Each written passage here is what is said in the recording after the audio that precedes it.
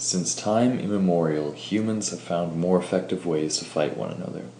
After the first cavemen found that beating somebody with a stick ensured success far more than beating somebody with their hands, it has been a constant battle to see who can come up with the most inventive means to perpetrate war.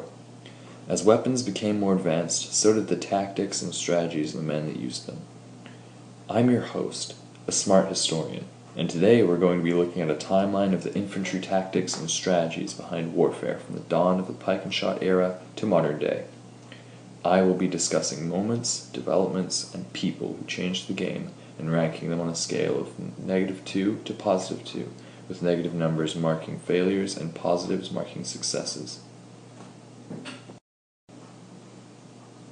Before the firearm became widely used, the common infantry tactic of the late medieval/Renaissance was for infantrymen armed with pikes to fight one another. Opposing armies would engage one another's pike formations in spear fencing, which is fighting with the pikes at a distance, or in the push of pike, where two formations crushed against one another and the battle became a duel of sheer brute force, without formations.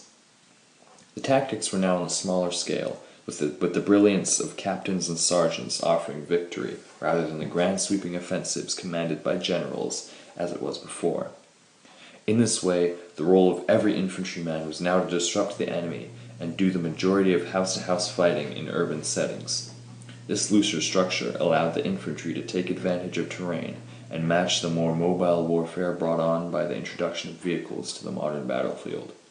This is how the infantryman operates to this day, as warfare has become even more mobile and fluid with the advancements in technology. Therefore, I rate this as a 2+ on the success scale.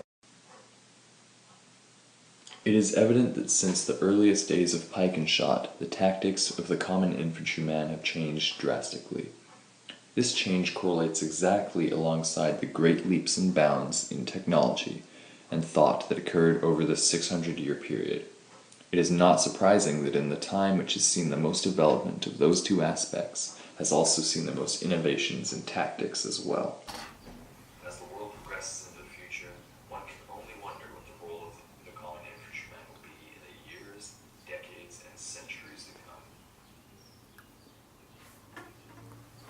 I'm done.